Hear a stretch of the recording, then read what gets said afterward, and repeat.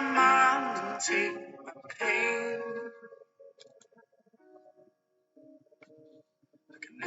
Hello, hello, hello, and welcome to Sisters You Have Value podcast, where every week we dive into the journey towards finding peace, happiness, and wholeness within ourselves.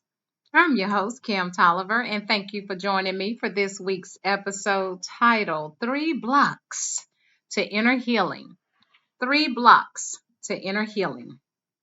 We'll be exploring the 3 different barriers this week. Of course, we know it's more than that can prevent us from reaching our full potential and finding inner happiness and peace, and discussing the impact they have on our lives and provide actionable strategies for overcoming them. So sit back, relax, and let's begin this journey to healing. You know, we don't even realize the baggage we bring with us on this journey we call life. We mask it well. You know, the representative is there. But let's meet the real you, the authentic you. You know, the one living in the shadows. Imagine you're on a road trip to visit a beautiful new city. The sun is shining, the music is playing, and you're feeling excited to see what new adventure all of this has in store. But suddenly you hit a roadblock. It could be a flat tire, a detour, or even a traffic jam. And suddenly your journey is interrupted. Like, ouch. And this is exactly what can happen when we're on our own personal journey toward inner healing. There are roadblocks along the way that can prevent us from reaching our full potential and finding happiness within ourselves. And that's what we're going to be dealing with. Healing that emotional and mental mindset. Even before we get into it, here's the thing you need to ask yourself, and think about this throughout the podcast. What happened? What happened to you? What happened to that little girl, that teenager, that young adult, that adult? What was the worst moment of that trauma? And y'all, I need you to remember one thing: trauma or any resulting emotion is an entry point for the devil to have a field day with us. So we need to get this thing under control quick. So let's get into barrier number 1, emotional trauma. Okay, think about carrying a backpack. It's filled with your past experiences, all of them good and bad. Sometimes that backpack gets so heavy that it holds you back from moving forward and finding happiness. That's what emotional trauma can feel like. It can weigh us down and prevent us from reaching our full potential. This can be childhood trauma, past relationships, sexual abuse, you name it. Let me give you a story. We're going to call her Sarah. Sarah grew up in a household where she witnessed domestic violence. She was constantly exposed to arguments, yelling, and physical abuse. As a result, Sarah developed anxiety, depression. She struggled with forming healthy relationships. And it wasn't until she started therapy that she began to understand the impact that her past trauma was having on her life. Through therapy, she was able to process her emotions, learning coping mechanisms, and work through her past trauma. Today, she's in a healthy relationship and she feels more confident and at peace with herself. So I say all that to say, if you've experienced past trauma, you're not alone. We all have gone through it. There's no playbook for overcoming traumatic experiences from your youth. You all have your own unique set of experiences, each shaped with its own unique situation. Childhood trauma has an impact on who we become as adults. So that's why it's important not to judge a person's walk, their way of thinking, the way they look at life, the way they talk about things. You haven't gone through what they've gone through. You don't know nothing about their trauma. You don't know what it took for them to cope coming in life. You don't know. So it's so easy to judge, but it really isn't, because you got your own stuff you deal with too. They just don't know about yours. So let's think about a little girl who was molested or had an absent father. Even if he was in the house, he was still absent. Now she has daddy issues. Now she's promiscuous because daddy didn't save her from that abuse. He wasn't there. Now she's looking for love in all the wrong places. Now she's got trust issues. Childhood trauma can damage a person's ability to trust others.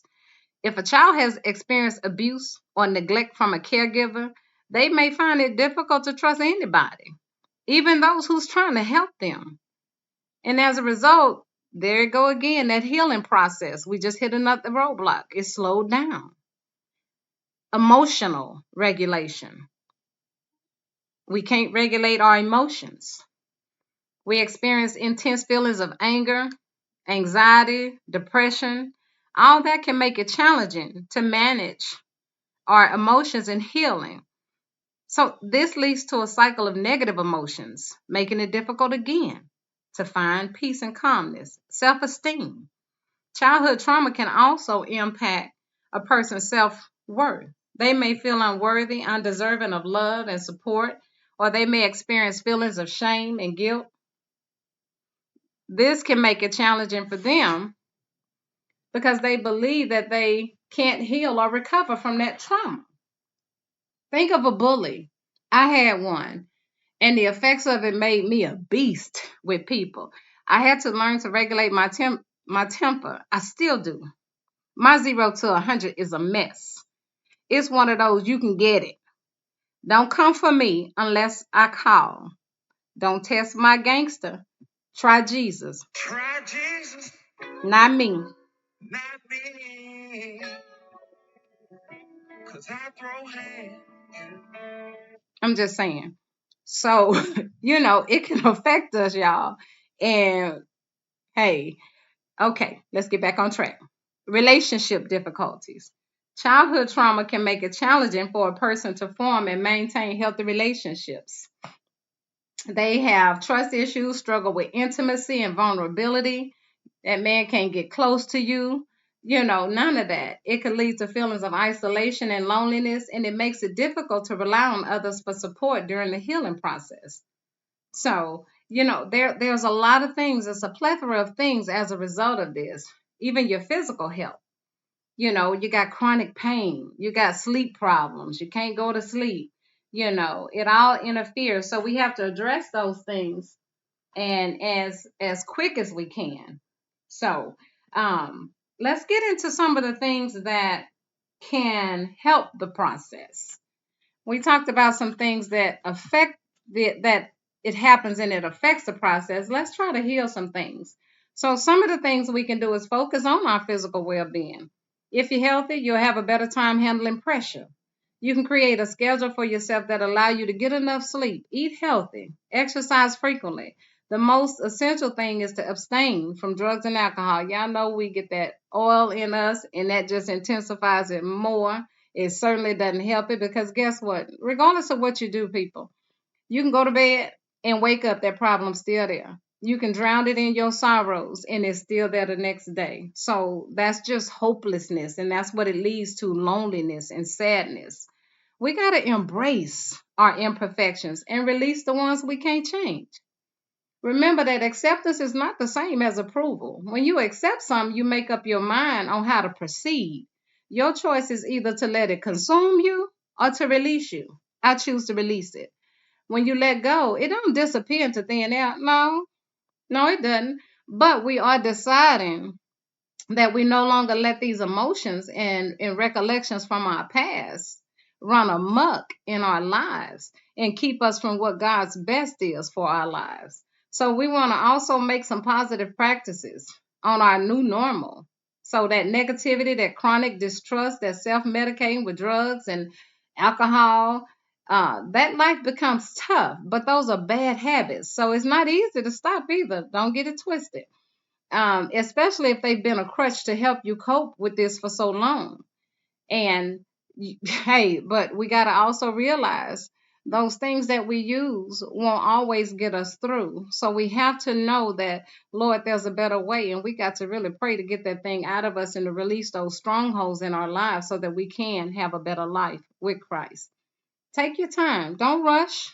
The effects of this trauma, it's long lasting and it's difficult to overcome. You have irrational feelings, a lack of faith in your own ability to recover, defensive behaviors, distorted perspectives. So it's going to require some time and effort, y'all. You got to put that work in.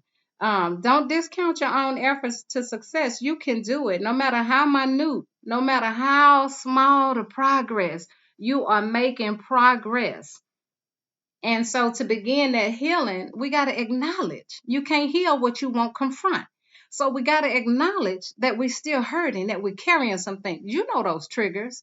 There's some things somebody can say and make you snap 0 to 100 so quick.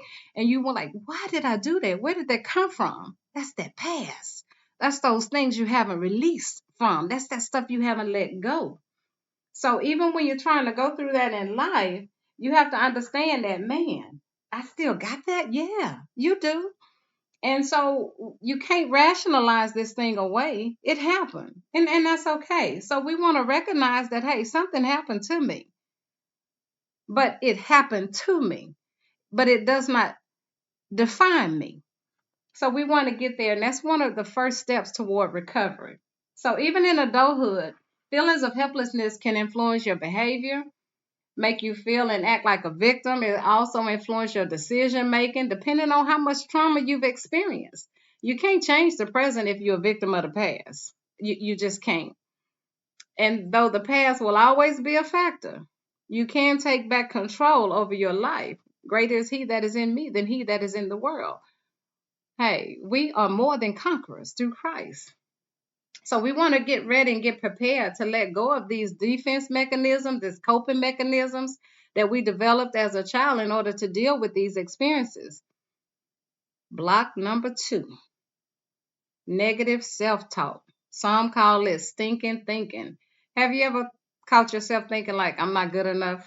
I'll never be successful. I'll never find love. He don't want me. I know he's just, I'm not fine. I'm too fat. I'm too skinny. I'm too short. I'm too tall. What are you telling yourself? What record keeps playing in your mind?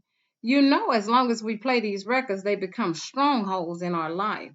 Let's talk about another story. Let's get into John. John was constantly told by his parents that he wasn't good enough. He was stupid. He was ignorant. He wasn't going to amount to nothing. He wasn't going to be anything. Go sit your dumb self down. As a result, he grew up with low self-esteem and struggled with self-doubt, trying to please everybody. But it wasn't until he started practicing positive self-talk that he began to see a shift in his mindset. He started telling himself positive affirmations and focusing on his strengths instead of his weaknesses. He's more confident and self-assured. So if you struggle with that, you know you have the power. God gives us authority to change our thought patterns, because negative self-talk can impact everything and hinder any kind of progress we're trying to make. So let's get into some of the things that it does. One, it hinders our progress. When you constantly criticize yourself with doubt and your abilities, it stifles your ability to heal. You become stuck in that negative cycle that prevents you from making progress. It creates that self-doubt, worthlessness. It impacts your motivation to heal. And when you believe that you're not worthy or that you're not capable of overcoming those challenges, you get discouraged. You lose hope. Now you have increased stress and anxiety. It makes it harder for you to find peace and stay calm. Your body responds with physical symptoms of stress. You got increased heart rate, you're sweating, shallow breathing. You give yourself a heart attack.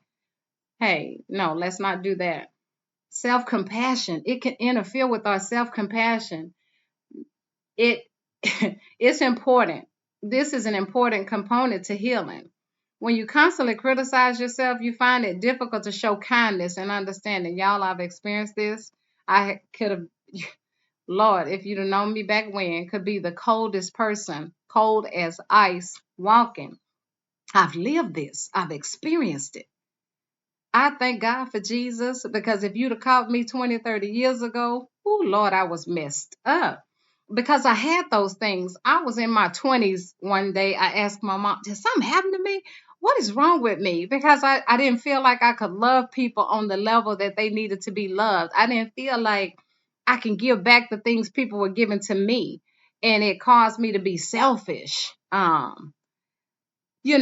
So I can get this. I can understand these things. And my mom's like, girl, you crazy, ain't nothing happened. But something happens along the way, whether it was that bully, whether it was that negative self-talk, whether it was torture from my brother, or whatever. When you do that shadow work, those things, man, if you ever do some shadow work and get into that, if you need me to, Lord, that's a lesson in and of itself. I have you crying all day. So overall, negative self-talk can have a significant impact on our healing. It's important for us to work on this, to develop more positive and self-compassionate ways of thinking. And so we want to get into that, and we want to get into this healing. That's why I thought this was so paramount, because for all the rest of the stuff coming, you have to be in a position to know where you stand and what caused you to be the way that you are in every walk of life. Something happened. So we got to shift away from that. But the good news is we got the power to change our thoughts, uh, mindfulness. We can affirmations, other techniques. So let's get into some of those things. We want to watch the self-talk statements that we say about ourselves. Pay attention to your emotions. When you get elevated, take notice of the events that's triggering you. Anytime something happens and it sends you to that 0 to 100 real quick, stop and take notice. Something triggered that emotion. That's something that's deep rooted. That's something that's still in there that you hadn't addressed. There's something that's in there that you hadn't gotten past. Because sometimes people can say how they say something to you, and it's like water off a duck's back. But then it's those other times they could say that one little thing, and you thought somebody shot your mama or somebody, because that's that emotion. That's that's deep down in that deep seated and rooted thing that you hadn't got out yet. So you need to identify anything that's negative. Otherwise, you won't be able to change that negative self-talk without noticing it. Some people carry a log, a journal. You got a phone, baby. We all got these phones with these notes on them. You can do a recorder. You can talk to Siri, and you ain't got to worry about nothing else. You know she will respond, and you could tell her to write this down on this day at such and such time. Such and such said this to me, and it set me off like something wicked. So you want to be able to do that. And that way you can work on that thing. You got to monitor the self-talk of people around you. Sometimes it's easy to see the negative impact by noticing it on other people. But obviously you want to be able to listen in on the inner self-talk. But people often speak their self-talk out loud. Girl, I'm just not good at that sort of stuff. Oh, Lord, I'm bad. Oh, I'm not creative. I don't have time to deal with that. I've always wanted to do that, but I just don't have what it takes. How does that self-talk limit you? Do they stop to think of things, or do they that they want to do or should do? Do they avoid new behaviors that might be helpful? So we got to identify that, and that negative self-talk you want to change. Proverbs 18:21 says, death and life are in the power of the tongue, and they that love it will eat the fruits thereof. So we have to be careful what we speak. We have to be careful what we say. Those things and those actions, those words become actions. Those thoughts become those words, and then those words become actions, and then we live it. And then we wonder why we're so tangled and we can't get out of something. It's because we spoke so much into our lives. So we got to identify the areas we want to work on. A lot of self-talk is useful, but what kind of self-talks are giving you a problem? Since we're working on conflict resolution, let's get into some things. Accepting that people may be different.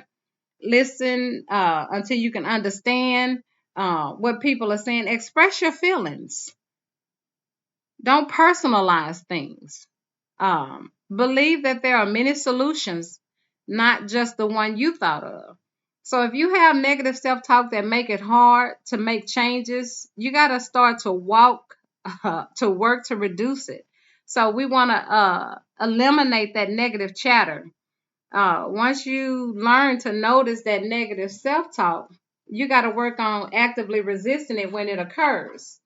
So, whatever it takes. Some people put rubber bands on and snap themselves when they start to engage in negative self-talk. I don't have time to beat myself up, but there's a lot of ways. Whatever way works for you. So you just got to replace it with positive. I trust that people love me. I trust that I'm good enough. I can control myself and my behavior. I trust myself to speak up for myself. I have everything I need inside me. I can ask for help. I'm not alone. I can choose how I act. 99% of the stuff in life is how we respond. Not what happened to us, but it's how we respond. I'm a good listener. I'm attentive. I'm interested. I'm aware of everything that's going on around me. I have the courage to share my feelings. And let's get into the last one, y'all. Unhealthy relationships. Imagine being stuck in a car with a driver who is constantly taking you in the wrong direction. That's what it can feel like when we're in an unhealthy relationship. It's draining, it's toxic, it prevents us from reaching our full potential. Let's do another story. How about Rachel this time? Rachel was in a relationship with a partner who was emotionally abusive. He constantly put her down, he criticized her, made her feel like she wasn't good enough. Rachel's self esteem plummeted and she struggled with anxiety and depression. It wasn't until she got help and support from her friends and family that she was able to leave the toxic relationship. Rachel also got some therapy, some self care. She began to heal and move forward with her life. Today, she's in a healthy and supportive relationship and feels more confident and empowered than ever before. So, if you're in a toxic relationship, you don't have to stay stuck. We got to seek some support. Because here's the thing, it can have a significant impact on your inner healing process. It hinders everything we do. So let's get into that. It undermines your self esteem. It involves criticism, gaslighting, other forms of emotional abuse, which can lead to a decrease in your self esteem. When people are constantly belittled or invalidated by their partner, they begin to doubt themselves and their ability to heal. Baby, they can be the baddest sister walking. If that man beats you down emotionally, you won't think you amount to nothing. But we know the devil is a lie because, sister, you popping, you fine. We got to create a different type of environment. Toxic relationships also create stress and anxiety, y'all. You feel like you constantly walking on eggshells around this person. You can't say nothing. You got to deal with emotional outbursts. If you say the wrong thing, they going off. The stress level skyrocket, making it difficult to find peace. I refuse to walk on eggshells. Oh, the devil is a lie. I got the gift of goodbye. Baby, I know how to say goodbye because my mental peace of mind is better than having nothing. You hear me? I'd be broke before I have just this scatterbrain foolishness that people put up with. But you got to understand, it comes from within. When we still deal with things, we haven't healed. Some of us, we thank God for Jesus that He has brought us this far that we can heal from things. But now we want to help the ones that's behind us. Each one reach one. Somebody pull somebody else up with you. So it impedes your emotional growth. Toxic relationships make it difficult for a person to grow emotionally and develop new coping strategies. When you constantly dealing with that emotional turmoil, you find it hard to focus on your own healing. Trigger trauma. Toxic relationships can be a trigger for past trauma. If you have a history of trauma, then you're going to be more vulnerable to the experiencing of your traumatic incidents in any time they occur. And it's going to make it difficult, y'all. Isolation. It's going to lead to social isolation with the abuser attempting to control you, your interactions with others. Girl, I ain't going out. Girl, nah, he tripping. Oh no, girl, it's fine. I ain't had nothing to wear no way. Girl, my hair ain't even done. Stop lying. That man crazy and you can't go nowhere. So we want to get out of that because it impacts everything we're trying to do, y'all. It's hope though. We got hope and we're going to set some boundaries on this thing and we're going to learn to communicate effectively. We're going to get some support and help and we're going to break free from this unhealthy relationship and create healthy ones so we can find our real boo. your Boaz for the Ruth that you are. Sister, you know you got value. You good. So we want to recognize the dysfunctional, toxic, and harmful behavior. Ideally, we need to recognize this in ourselves and others before we're attached, committed, and in love. You know, I tell my daughter all the time, Courtney, no, I tell, vet that mess before you get into it. It's some, baby, those warning signs are them bricks coming at you. Sometimes y'all had y'all see that y'all see that thing where the reporter was reporting the news and that stop sign hit her, like, Lord, give me a sign. There you go. That big old stop sign hitting you upside your head. You know it's not cute. Okay, that's so cute. It's not cute. It's not cute because later on, that's going to be a stumbling block. So you have to realize those warning signs. Vet that thing. I need to see you in winter, summer, spring, and fall. And if it's something in between, when I weather get bipolar, I need to see you in that season too, because I need to see you when you mad, when you happy, when you sad, when you hungry, when you hangry. I need to see all that because that that impacts it. Y'all got to deal with that mess. Don't get him just because he cute. Because, you know, I love a bow-legged man, but don't get him just because he fine. I mean, you know, we won't find. We pray, you know, you got to be specific in what you ask God. So when you ask him for that fine man, ask him to have a sound mind and to be healed of his past and his traumas, that he going to love you like Christ loved the church. You know, all of those things. So, baby, you got to be specific. You got to get on your knees and you got to pray and you got to wait. So, oh, let me get back. Okay. So if we grew up in a dysfunctional family, you may not know what a healthy relationship look like or feels like. So we flock to that because that's what we're accustomed to. And we think that's what it's supposed to be like. The devil is a liar. So if we don't have a good role model, how we going to get it? That's why we miss the red flags, because we think that's normal. Because my daddy knocked my mom upside her head. That's normal. You get it? No, the devil is a lie. So if you have physical abuse, that's a red flag. If he pushing you, hitting you, kicking you, emotional and mental abuse, he's causing you derogatory names, yelling, blaming you, threatening you. Girl, it's my fault. If I would have cooked earlier, he just crazy. That wouldn't have helped it. Anything that you do, he's just crazy. And they're exaggerating the things to make you confused, and then you make up things to compensate for it. Dishonesty, lying, cheating, stealing, engaging in dishonest behavior, controlling and jealous. Wherever you go, call me when you get there. FaceTime me, paying the room. Boy, go sit down. Uh, reading your text messages. Give me your code to your phone. Avoidance. Unwilling to address problems. The first time you say something, he go left, lit. You know they lying. You know they lying when you ask a question and they go off on you like you did something. I ain't do it. But again, we got the gift of goodbye. Codependency. An unbalanced relationship in which one person overfunctions. You know, you feel responsible for others, that you got to take care of him. This is not build a bear. We're not here to build a man. Let me just tell you that we're not here to build a man. We want one already packaged. We want a ready-made man that don't have all these issues so we can heal. But understand, y'all, you stuck in this cycle of unhealthy relationships, and logically now it doesn't make sense to make the same mistakes and repeat the same behavior when they cause so many problems. But I assure you, y'all are not doing this because you're stupid, y'all. We've all been there before. We're doing it because there's underlying trauma, there's learned behaviors, there's unconscious emotions at work. We repeat the things because they're familiar. You want to leave, but it's gonna get better. He gonna change, and you'll be sitting there looking like that skeleton sitting on the bus bench, still waiting on him to change. So even if you know a relationship is dysfunctional and not in your best interest, you still may pursue it, y'all, because it seems and feels familiar and you know what to expect. Remember, wherever we are at this point in our lives, we attract just what we are.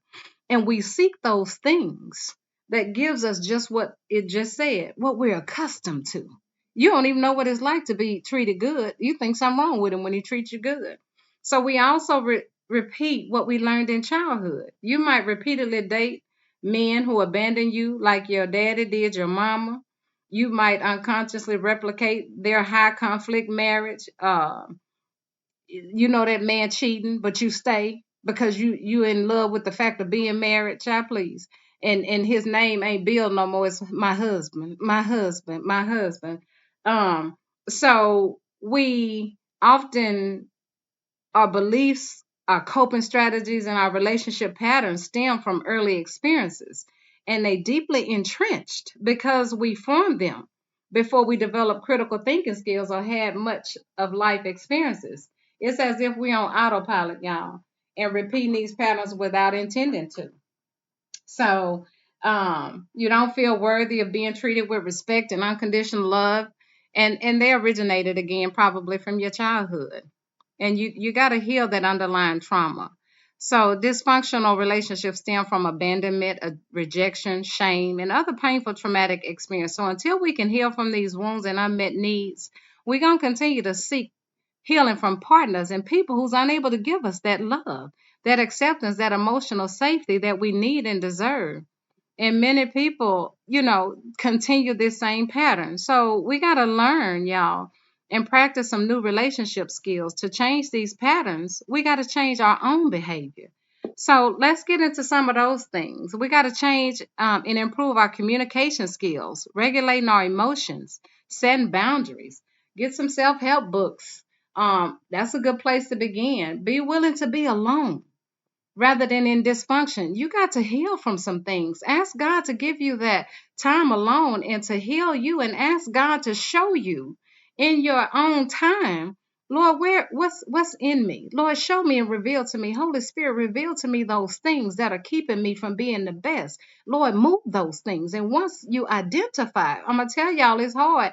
Now I got a shadow work exercise, baby, that can, I tell you, tear your socks off. And if you want to hear, email me. We'll get into it. Sometimes taking times between relationships can help you prioritize and give you a new way of learning things, learning skills, processing your feelings, gaining some new insights. That way you're not bleeding on somebody else from some stuff in your past. You got to choose to be single and have fewer friends. Now, that doesn't mean something is wrong with you. No, you are clearing that and leveling that playing field so you're getting the mess out.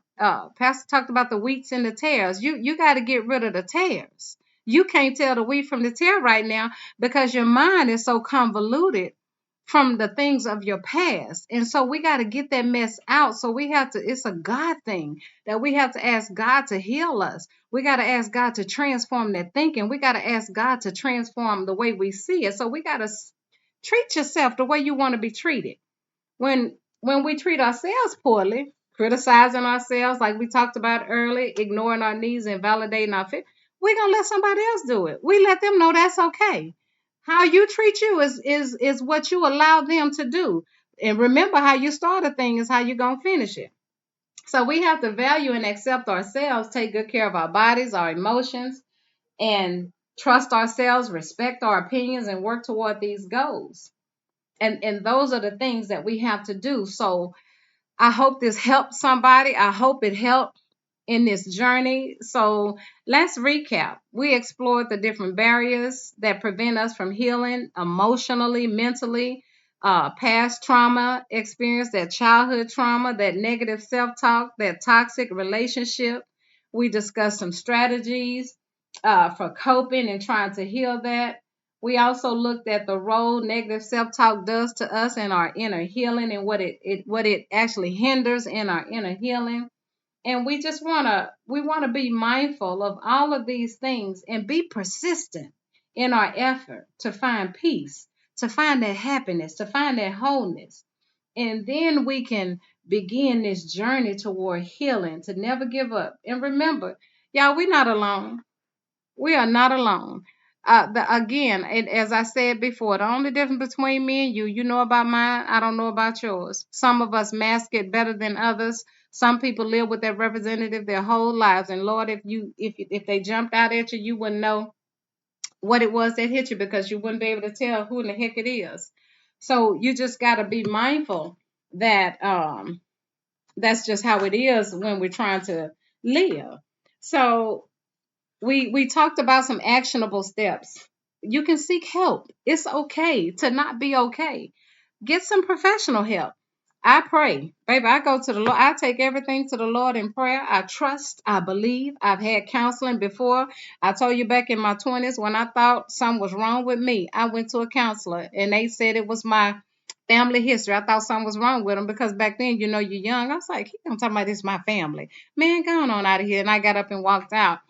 But I went back, and you work on those things, and it's okay. It doesn't matter what color he is, black, blue, green, Indian, brown, whatever the counselor is. Get some help, but seek God first in all things. Practice self-care. Engage in activities that promote self-care. Get some exercise, meditation. Baby, have a spa day. Go get your hair, nails, your feet done. Get all that done. Change how you see yourself. Change that negative talk. You got to start replacing that I'm not worthy, I'm not good enough, to I am worthy, I am good enough, I am more than a conqueror, I am sexy, I am loved, I am beautiful. Get all of that. I tell myself in the mirror every morning, good morning, gorgeous. Because that's what I say because I'm cute, or whatever. You got to set some healthy boundaries. Toxic relationships hinder everything that can in our healing. So we want to set boundaries. Distance yourself from those people who are not supporting you on the journey. Baby, sometimes you just got to let people go. Let them go. Practice forgiveness. Forgiveness is a powerful tool in healing. It's a powerful thing. It's important to forgive yourself and others for the past hurts and move toward a place of acceptance and peace. Remember, it take time, y'all. It won't do overnight. You hear him? He said we gotta heal. Heal. I chose that song because he said heal. So that's it for this episode. I hope you found it helpful, informative. Subscribe, y'all, to the podcast so you don't miss next week's episode. Leave a comment so we can push this algorithm, y'all, and we could reach more women who are in need of healing. And remember, John 14:27 says, peace I leave with you. My peace I give to you. Not as the world gives, do I give to you. Let not your hearts be troubled, neither let them be afraid. Matthew 11:28 and 30. Come to me, all who labor and heavy laden, and I will give you rest. Take my yoke upon you and learn from me, for I am gentle and lowly in heart, and you will find rest for your souls. For my yoke is easy and my burden is light. I always tell, I don't tell people about my problems. I tell my problems how big my God is. I don't tell God about my problems. I tell my problems how big my God is. When you got somebody who say give to them, why would you walk around with that brick in that backpack like that? Let that mess go. Put it down. Psalms 55:22. Cast your burdens on the Lord and he will sustain you. He will never permit the righteous to be moved. And y'all know Philippians 4:13, I can do all things through him who strengthens me. We're going to overcome this, y'all. We're going to get healed. We're going to move from this mess. Y'all, it's a journey. I'm telling you, I did it. I healed as jacked up as I was. And I know if I was jacked up, baby, you can do it. Because I had some issues, yeah. And I'm not ashamed to tell it. Our mess is a message for somebody else. We got to help each other along the way. So y'all, let's get healed. Let's get whole. Let's get healthy. Again, sisters, you know you have value. You have worth. You are more than conquerors. And again, subscribe. Share this podcast with somebody who's going through. Share it with somebody who hadn't gotten released from those things. Share it with somebody you know. It'll help them, y'all. We got to identify these areas. We got to heal. We got to do better. I love y'all. Until next time. Next week, we'll get into some men stuff. So stay tuned.